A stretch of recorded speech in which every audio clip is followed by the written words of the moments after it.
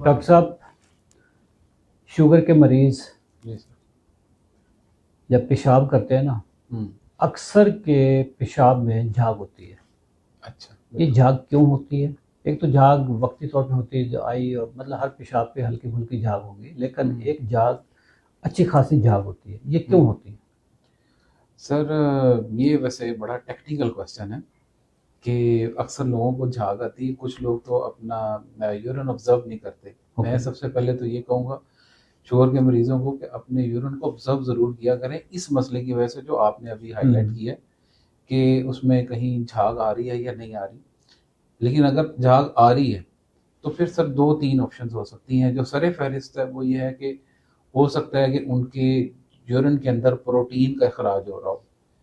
Protein का इखराज हो रहा हो। इखराज हो रहा हो। ओके, ये क्या जब चीज़ होती सर है? जब ये क्या इसको होता है? उर्फ़े आम में बहुत सादा लफ्ज़ों में समझाने के लिए कि गुर्दों के अंदर एक बारीक सी झिल्ली होती है जिसका काम है कि प्रोटीन्स जो हमारे जिस्म के अंदर हैं उनके अखराज को रोकना है।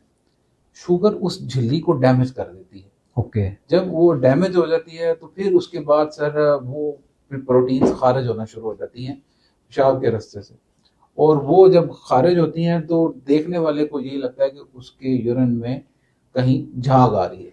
बट अगर प्रोटीन खारिज हो रही है तो उसका हम्म। क्या नुकसान क्या हो रहा है? नुकसान है ना सर, प्रोटीन्स नहीं खारिज होनी चाहिए। प्रोटीन्स खारिज का मतलब है कि आपकी गुर्दों की बीमारी आगे की तरफ बढ़ रही है। ओके। हाँ, ये गुर्दों की बीमारी की इब्तदाई अलामत होती है और फिर ये बढ़ती बढ़ती बढ़ती बहुत एडवांस लेवल तक चली जाती है। इसका टेस्ट कौन सा हो सकता है जिससे हमें शुरू में सर पता चल ये जाए? इसका एक बड़ा वो मैंने हमने पहले भी एक दफ़ा एक प्रोग्राम में जिक्र किया था। इसका एक बड़ा नजूमी टेस्ट होता है, इसे कहते हैं urinary albumin creatinine ratio, okay. ACR बोलते हैं उसे। एशिया। वो यूरिनरी ACR जब हम करवाते हैं तो उसमें हमें पता चल जाता है कि कौन सी प्रोटीन प्रोटीन खारिज हो रही है तो किस मिकदार में हो रही है ओके। और उसका कैसे इलाज किया जा सकता है। ओके। तो सर ये मेरा ख्याल है कि हर उस बंदे की जिसकी शुगर कंट्रोल नहीं रही या उसकी शुगर को 4-5 साल हो चुके हैं तो वो साल में एक दफ़ा इसका टेस्ट ज़रूर करवा लिया करे। एसीआर। ACR दोबारा यूरिनरी, बता दीजिए क्या चीज़ है ये ये इसका? इसे कहते हैं urinary albumin creatinine ratio. Urinary AC creatinine. Albumin creatinine ratio, okay. ACR, okay. Urinary ACR। इससे फिर हमें पता चल जाता है कि इनके गुर्दे लीक तो नहीं कर रहे या प्रोटीन का इखराज तो नहीं हो रहा जिसकी वजह से पेशाब में झाग आ रही होती है।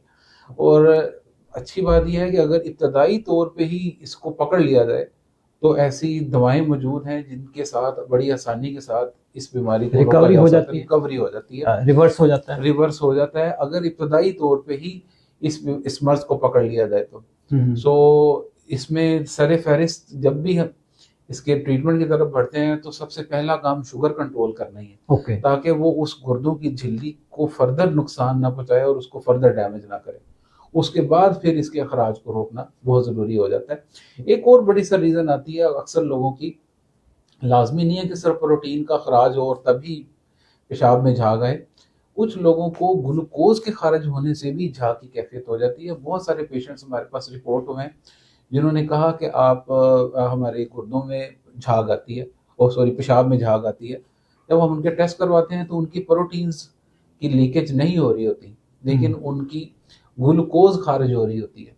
वो जो ग्लूकोज खारिज हो रही होती है वो खुद हाई शुगर की वजह से भी हो सकती है या कुछ दवाएं जैसा कि एम्पाग्लिफ्लोजन हाँ। है, टापाग्लिफ्लोजन है, ये जो अद्वियात हैं ये भी यूरिन के रास्ते बट ग्लूकोज को खारिज करती हैं। अगर अब झाग आ रही है और हाँ। आपकी प्रोटीन खारिज नहीं हो रही, लेकिन ये एम्पाग्लाइफ्लोजन डेपा की वजह से हो रही है, या तो इसका तो नुकसान नहीं है? नहीं सर, इसका ऐसा कोई नुकसान नहीं है क्योंकि ये तो बाय मैकेनिज्म हम खुद करवा रहे होते हैं। ओके।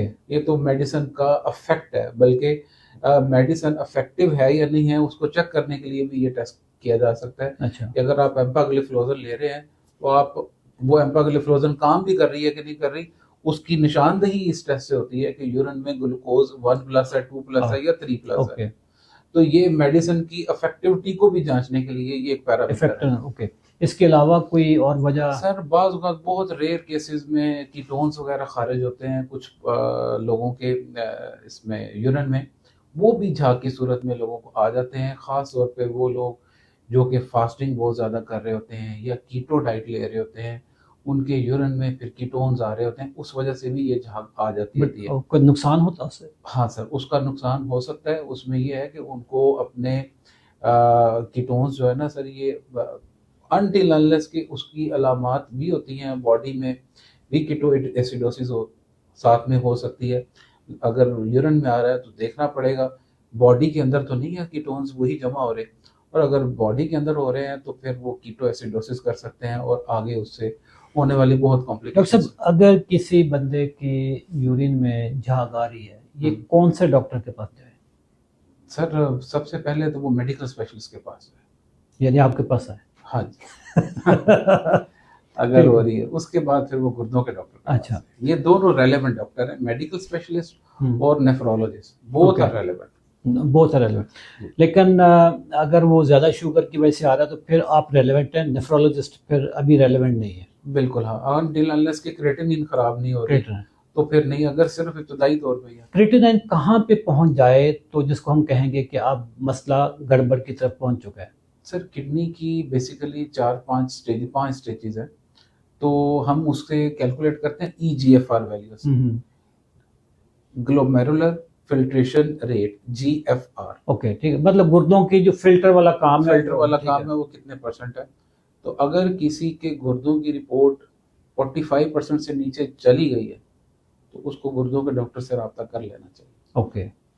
और इसमें जो क्रिएटिनाइन है उसका भी इसमें देखना होगा? जी सर, ये क्रेटिनाइन से ही ये कट कैलकुलेट होता है EGFR। ओके। लेकिन वो डायरेक्टली देखें ना, कुछ लोग ओबीस होते हैं, उनमें क्रेटिनिन वैल्यू ज्यादा भी हो सकती है, कुछ बहुत थिन लीन होते हैं, उनमें क्रेटिनिन वैल्यू कम ज्यादा भी हो सकती है। इवन जो बंदा एक्सरसाइज करता है, एक्सरसाइज करता है उससे भी उसकी तो क्रेटिनिन creatinine वैल्यू level ज्यादा होती है। तो जो हाँ। कैलकुलेटिव मैयर है ना, जो फॉर्मूला है वो वो EGFR। EGFR। EGFR क्रेटिनिन ये हेल्प करता कितने है। तक सेफ होता है? सर ये 60 से ऊपर होना चाहिए एटलीस्ट। अच्छा, 60 से ऊपर होना चाहिए। एटलीस्ट ये कम से कम वैल्यू बता रहा हूँ जो हमारी लेबोरेटरी से रिपोर्ट करती है। नाजरीन, गुर्दों को आप इजी ना लें। शुगर ऐसी बीमारी है कि अगर खुदा न खास्ता गुर्दे डैमेज हो जाएं तो ये फिर शुगर बहुत जलील करती है। हमारे पास 90 दिन के चैलेंज में इतने लोग आ रहे हैं और उनके गुर्दे खराब होते हैं, और उस वक्त हमारे डॉक्टर भी सर पकड़ के बैठ जाते हैं कि अब हम इनकी इंसुलिन कैसे छुड़वाएं, इनकी दवाइयाँ कैसे छुड़वाएं, क्योंकि अब ये उस डाइट पे भी हम इनको नहीं ला सकते जो शुगर को कंट्रोल करवाती है, जो रिवर्स शुगर को करवाती है। उस डाइट का भी टाइम निकल चुका होता है। आप साल में 1 दफ़ा या 2 दफ़ा लाजमी अपने पेशाब के टेस्ट करवाते रहें कि उसमें कोई झाग वाग जो प्रोटीन आ रही है वो तो नहीं आ रही। क्रिएटिनाइन करवाते रहें, EGFR करवाते रहें।